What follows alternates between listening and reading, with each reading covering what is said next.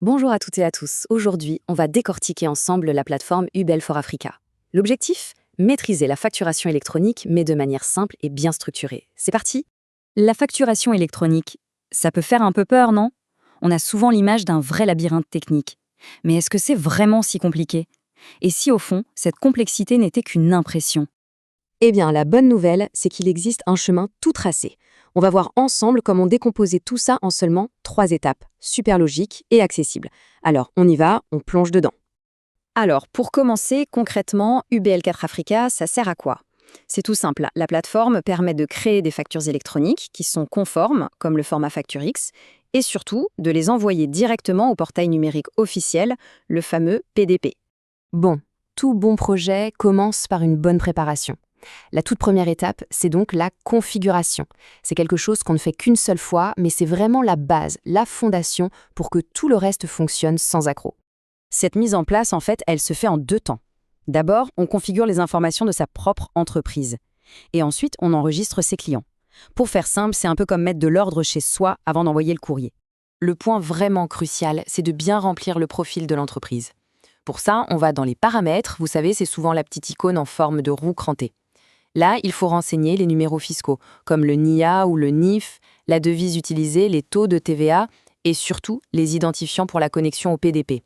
Une fois que c'est sauvegardé, hop, toutes ces infos viendront s'ajouter automatiquement sur chaque facture. Pratique? Ok, une fois que le profil de notre entreprise est bien rempli, l'étape suivante, c'est logique, ce sont nos clients. Pour chacun, il faut enregistrer son nom, son email et, point super important, son identifiant fiscal. Cette information est absolument indispensable pour que la facture au format FactureX soit valide et conforme. Voilà, la configuration, c'est fait.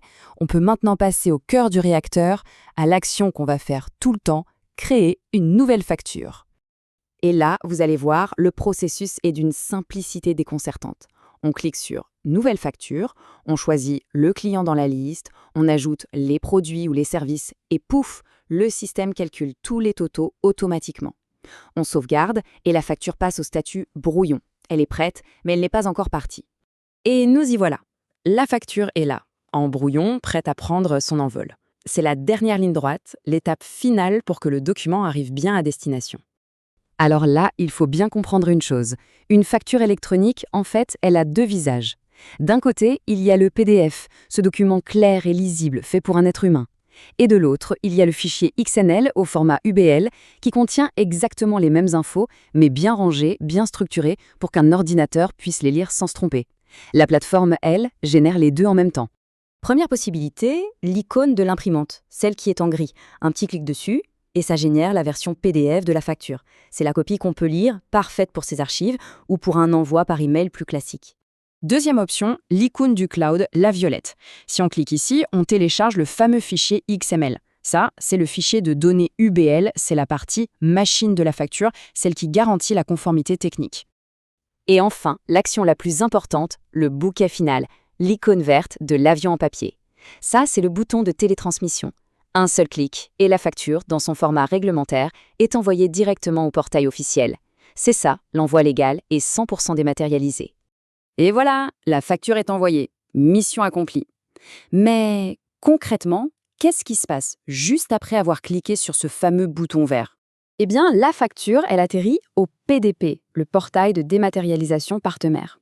Pour faire simple, il faut vraiment imaginer le PDP comme un bureau de poste numérique officiel. C'est lui qui reçoit la facture, qui vérifie qu'elle est bien conforme et qui la transmet à qui de droit. Chaque fois qu'un envoi au PDP réussit, ça consomme un jeton ou un token du solde qu'on a sur son compte UBL4 Africa.